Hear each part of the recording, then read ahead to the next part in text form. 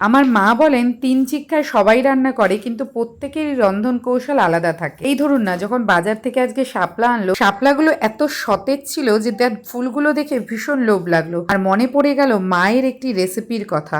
শাপলার ডাটা বা কাণ্ডগুলো দিয়ে তো বড়া আমরা অনেকেই খাই। আমার মাকে দেখেছি শাপলা ফুলের বড়া বানাতে। মা শাপলা ফুলের পাপড়িগুলোকে ছাড়িয়ে নিয়ে বড়া করতো, কিন্তু আমি ভাবলাম আমি একটু অন্য রকম ভাবে করবো। আমি গোটা গোটা শাপলা ফুলগুলোরই আজকে বড়া বানাবো। জিনিসটা একই, খালি রন্ধন কৌশলটা একটু আলাদা। তাই প্রথমে ফুলের সবুজ পাপড়িগুলোকে ছাড়িয়ে নিয়ে তার ভেতরের যে রেণুটা থাকে সেটাকে ছাড়িয়ে ভালো করে জল ধুয়ে ধুয়ে পরিষ্কার করে নিয়েছি। তারপর একটা ব্যাটার তৈরি করে নিয়েছি বেসন, নুন, হলুদ, চিনি, একটু লাল লঙ্কার গুঁড়ো দিয়ে। সাথে দিয়েছি 1 চামচ কর্নফ্লাওয়ার। আপনারা চাইলে সুজি বা চালের গুঁড়ো ব্যবহার করতে পারেন। কড়াইতে তেল গরম করে নিয়ে ছাঁকা তেলে এপিট ওপিট উল্টে ভালো করে ভেজে নিয়েছি, আর প্রত্যেকটা বড়া ভাজা হয়ে যাওয়ার পর ওপর থেকে ছড়িয়ে দিয়েছি একটু চাট মশলা।